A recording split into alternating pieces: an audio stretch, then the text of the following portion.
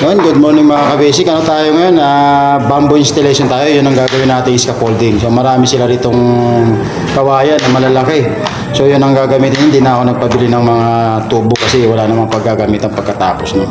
So yung kawayan lang gagamitin namin scaffolding sa labas. So ano nga pala yun? November 2. Yun. Kasama natin.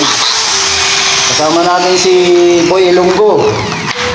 Pero may mga gamit naman kami mga kabisik na zipper lens. Meron din tayo doon sa baba na